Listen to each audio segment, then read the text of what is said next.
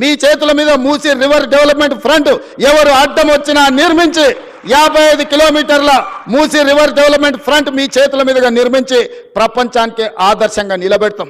లండన్లో Hudson river ఉంటుంది, అదే లండన్లో థేమ్ రివర్ ఉంటుంది, అమెరికాలో హడ్సన్ రివర్ ఉంటుంది, అదేవిధంగా గుజరాత్లో మీకు సబర్మతి రివర్ ఫ్రంట్ ఉంటుంది. హైదరాబాద్ నగరానికి న్యాచురల్గా ఉన్న మూసీ రివర్ ఎందుకు అభివృద్ధి చేసుకోవచ్చా అని నేను అడుగుతున్నా.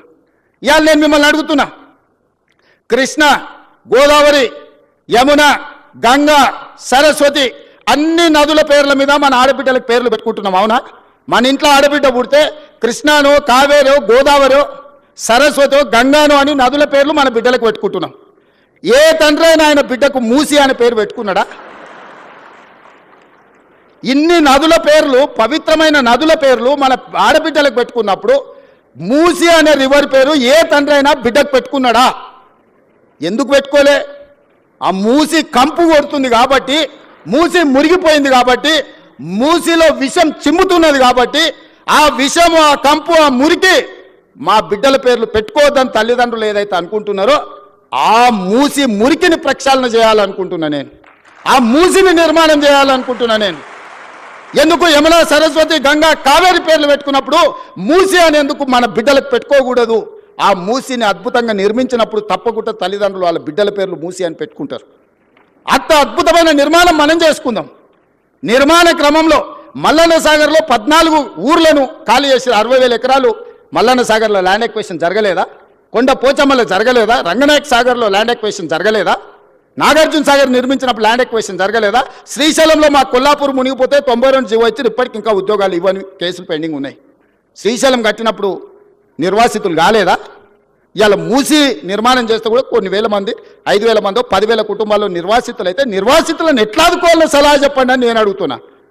ఈరోజు భూసేకరణ జరిగేటప్పుడు, మూసి నిర్మాణానికి భూమి తీసుకునేటప్పుడు మల్లన్న సాగర్లో భూ నిర్వాసితులను నువ్వు పోలీసులతో కొట్టించి, గుర్రాలతో తొక్కించి కొట్టినావు కదా. ఇవాళ వాళ్ళందరినీ అక్కున పెట్టి చేర్చుకోవడానికి అధికారులను ఇళ్ళు పంపించి వాళ్ళకి డబుల్ బెడ్రూమ్ ఇల్లు ఇచ్చి, తొవ్వకర్సులకు 25,000 ఇచ్చి వాళ్ళకు ఉద్యోగ ఉపాధి అవకాశాలు కల్పించడానికి నేను ఏర్పాట్లు చేస్తున్నాను. ఇదేమన్నా తప్ప? వాళ్ళ పిల్లలు వాళ్ళు మూసీలో బతికిను, మురికిల్లే బతికిను, మురికిల్లే చచ్చిపోయారు. రేపు వాళ్ళ పిల్లలు కూడా ఆ మురికిల్లే పెరిగి మురికిల్లే చచ్చిపోయి మురికిల్లే ఉండాలన్నా వాళ్ళు.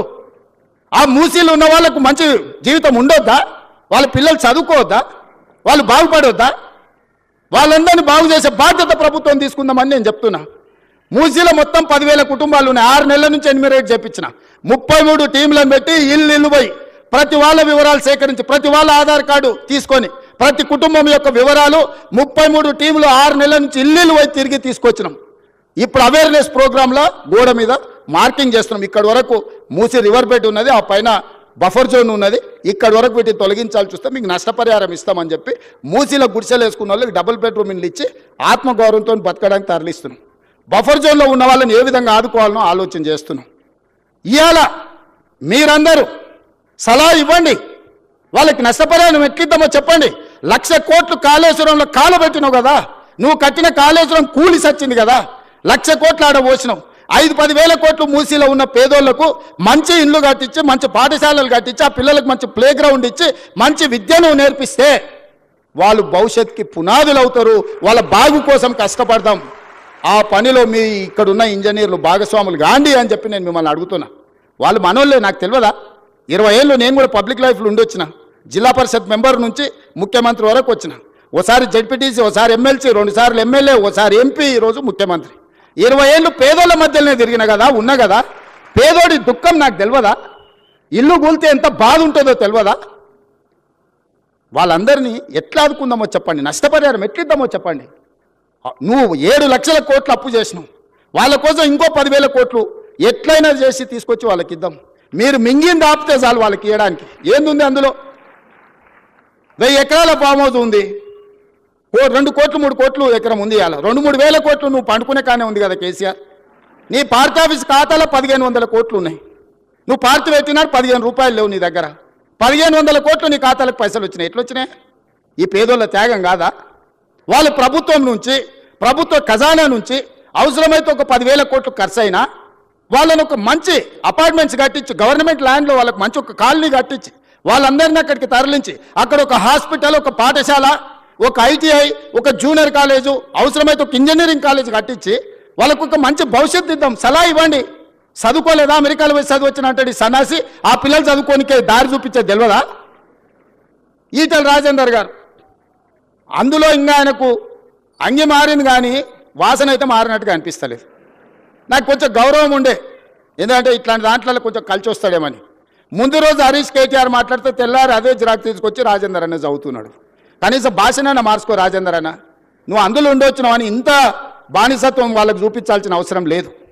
ఎందుకంటే నువ్వు కష్టాలలో ఉన్నప్పుడు వాళ్ళు నిన్ను మెడలట్టి దొబ్బినప్పుడు తెలంగాణ సమాజం నీ పక్కన నించున్నది. వాళ్ళ పక్కన నించోకు, దొంగల పక్కన, తెలంగాణ ప్రజల పక్కన నించో. ఇవాళ నేను ఢిల్లీకి పోతున్నారా, రేపు మోడీ దగ్గరికి పోదాం. సబర్మతి రివర్ ఫ్రంట్లో 64,000 కుటుంబాలను బయటకు పంపించిండు ఆయన. 40 లక్షల కోట్ల రూపాయల బడ్జెట్ ఉందో, 25,000 కోట్ల రూపాయలు మూసీ రివర్ డెవలప్మెంట్ ఫ్రంట్కి అడుగుదాం మోడీ గారిని. ఎందుకేడు మోడీ గారు మనకు? మనం పన్ను కడతలేమా? సికింద్రాబాద్ నువ్వే గెలుస్తువి, చేవెళ్ళ నువ్వే గెలుస్తువి, మల్కాజ్గిరి నువ్వే గెలుస్తువి, మెదక్ నువ్వే గెలుస్తువి, అన్ని మీరే గెలుస్తారు. మరి మీకు బాధ్యత లేదా? 10,000, 20,000, 25,000 కోట్లు మోడీ దగ్గర ఇప్పించడానికే. నేను ఎందుకు చెప్తున్నంటే బాధ్యతారహితంగా కొంతమంది ఏం చేసినా తప్పు పట్టాలి, కాళ్ళలో కట్టబెట్టాలి. ఒక్కటే కార్యక్రమం, మేము ఇన్ని రోజులు దోసుకున్నాం, వీడి పైసలు పెట్టి పనిచేస్తే తెలంగాణ బాగుపడితే వాళ్ళ దోపిడీ కొట్టొచ్చినట్టు కళ్ళకు కనిపిస్తుంది. 100 ఏళ్ల గురించి నేను చెప్పిన, సాగర్ గురించి లేకపోతే శ్రీశైలం గురించి 10 ఏళ్ళు వీలు కట్టినాయి చెప్పిన. ఇప్పుడు ఒక 10 ఏళ్ళు మనం చేసే నిర్మాణము, రీజనల్ రింగ్ రోడ్ కానీ, రేడియల్ రోడ్స్ కానీ, 4th సిటీ కానీ, మూసీ కానీ, సిటీలో ఫ్లైఓవర్లు కానీ, మెట్రోలు కానీ ఇవన్నీ పూర్తయితే ఈ 10 ఏళ్ళు వాళ్ళు ఏం దోపిడీ చేసి తిన్నారో ప్రజలకు తెలుస్తుందని ఎట్టి పరిస్థితుల్లో అడ్డం పడాలి. 600 అయినా దీన్ని ముందుకు సాగనీయొద్దని అంటారు. ఇక ప్రతోడు బయలుదేరుతాడు. రోజు మీరు కూడా చూసింటారు, నా మీద పోవాలి బుల్డోజర్, నా మీద పోవాలి అంటాడు. హరీష్ రావు, కేటీఆర్ వీళ్ళందరూ ఎన్ని కొనాలా మీకోసం బుల్డోజర్లు? యాడుండే అసలే మీరు 7 లక్షలు అప్పు చేసి రాష్ట్రాన్ని దివాళి తీస్తే మీకోసం యాడ్కెళ్ళి కొనాలి నేను? వాళ్ళని ఏం లేదబ్బా, ఒక్కటే వస్తే మూసి అంచుపంచున్న వాళ్ళకి, నా దోస్తులకు అందరికి ఒకటే సూచన, పట్టుకొని వారం రోజులు ఆనే కూసబెట్టురు మూసీలా. ఏమొద్దు, వాళ్ళని ఒక వారం ఆడు ఉండమనుండ్రి. ఇట్లొచ్చుడు అట్లా ఓడు కాదు, స్టేజ్ల మీద క్యాట్ వాక్ చేసినట్టు వచ్చి ఇట్లొచ్చి వెళ్ళిపోయినట్టు కాదు. ఒక వారం రోజులు హరీష్ రావును, కేటీఆర్ను, రాజేందర్ను ఆ మూసి అంచున పేదోళ్ళు ఉన్న కాడ ఒక వారం వాళ్ళని ఆడు ఉంచుర్రి. వాళ్ళ కష్టాలు తెలుస్తాయి, వాళ్ళకి ఏం మేలు చేయాలనో వాళ్ళకి అర్థమవుతుంది.